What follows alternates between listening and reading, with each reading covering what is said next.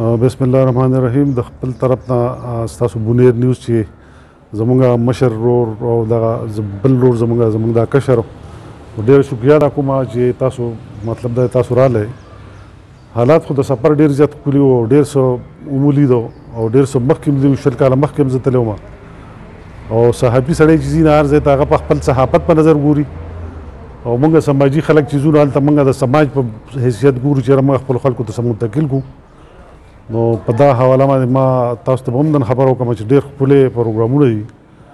خو صرف هلته مې دا په خیبر نیوز باندې او میلمه کړی وم زمرود بنیري صاحب دي او زمونږ جمیل صاحب دي.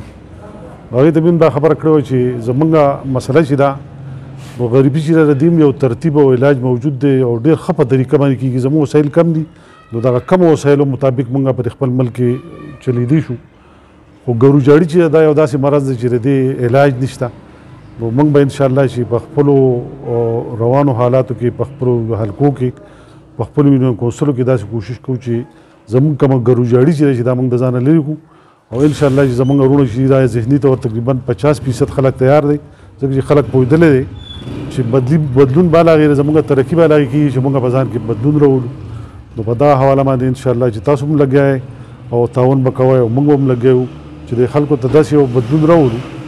یو خو وایي د سټیج خبرې یو عملاً دی نو انشاءالله چې موږ به عملاً دلته یو کار کوو. زموږ د دې ځای په حواله باندې زموږ د شاګارۍ سورا روډ چې دا ډېره غټه مسله ده بلکل د یو تنګي منظر پیش کوي. نو زموږ خو په خپله سیاسي زموږ ایم پی ای صاحب دی او زموږ بیا پی ټي آی حکومت دی. زه وایم چې د ټوبیکو سیس دا پیسې چې دا هم دې ته راویستې نو زه وایم چې انشاءالله چې دا روډ به ښکلي شي او غټ کلي او تماکو هم دا خلک پیدا کړي او د تماکو دا پیسې به دې ولګي نو ډېر ښه دغه به بدلون به راشي او د خلکو ته به اسانۍ راشي. نو زه یو وارې بیا هم ستاسو په دغه باندې ډېر ځکه چې جمعې ورځ ده زوی زما خو په دې پی ډي ایم په دې دغه کې مونږ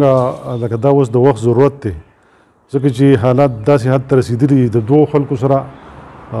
جذبې ته ټیس رسېدلی دی. یو زموږ اوورسیز پاکستاني چې دي هغې ډېر لوی په دوکه کې تللي او یو زموږ نوجوان طبقه چې دلته څومره ده نو هغې هم دا سوچ چې لکه دا په حقیقي معنو کې د تحریک انصاف دا سیس چې دی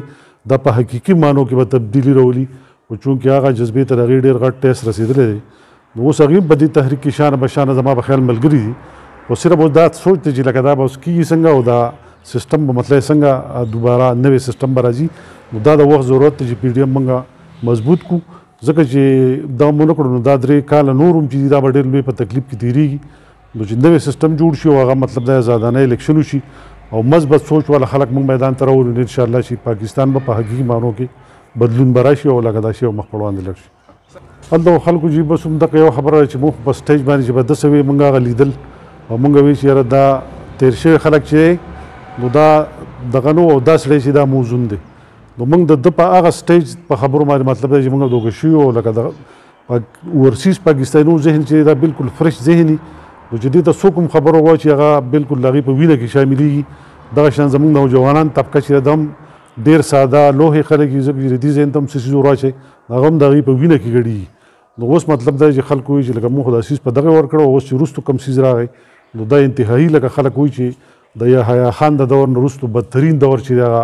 مثال پې ورکوي نو همدا دی چې لکه د هغه ریکارډ یې مات کړو د یحیی خان دور چې کوم نو زما په خیال هغه تېر شوو خلکو ریکارډ یې مات کړو ځکه چې هغې اوس ور مداخلت کوو نو د هغې نه سیوا مطلب دا چې دوی پکې هغې څیز کې وردن نه شو او هره اداره چې هغه مطلب مفلوس شوه ځکه چې په هر څیز کې مداخلت دی. اوس دلته سار یو کس راغلی وایي چې زما باندې بوګس کیس جوړ شو په مردان کې زما په خورهي او په هغې کې اسد قیصر صاحب مطلب دا چې آی جي کے پي کې جو هغه ته ټلیفون کړو او په مردان کې به موږ باندې ډېر لوی ستړی تېرې شو لکه ډېر په لوی کوششونو موږ ځان دغه څیز نه خلاص کړو. حالانکې هغه فریق چې کوم د هغه ټلیفون کړو نو هغه په زیاتي باندې په حق نه و دا بل فریق په حق و. نو دا صورتحال دی چې د یو 506 په معامله کې مطلب اسد قیصر صاحب ټلیفون کوي نو دا لکه ډېره انتهایي دغه خبره او لکه د خلک انتهایي مایوسه دی. نو زما په خیال باندې لکه مزید چې دی نه پی ټي ایم چې دا د وخت ضرورت دی چې دا موږ سپورټ کړو او مخ پر وړاندې لاړ شو.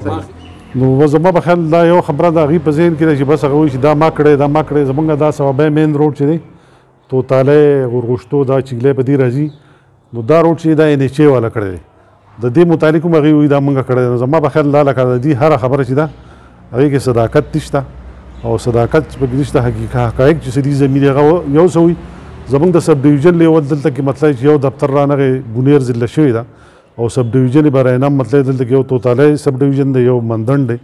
نو په دې کې د سب ډیویژن لیول دفتر لا نشته. نو زه ایم پي ایس صاحب ته دا اپیل کوم او جزانه خواست ورته کوم چې پرس کو دی په دې ځانو کار وکړي چې د دې محکمو دا ټول سب ډیویژن لیول دفتر چې دلته راولي نو ترقي چې دا به ان شاء الله چې دغه وروسته دا کیږي، ځکه چې هر کال د سب ډیویژن فنډ چې د ټاکه پکه د مرمت فنډ چې ما هغې ته داسې په دغه کې هغې بل څه ژبه وي خو هغه د ټاکه پکه سالانه فنډ چې د محکمو د سب ډیویژن دی نو هغه زمونږ مطلب دی چې هغه دلته به الهغې راځي چې د سب ډیویژن لیول دفتر راځي.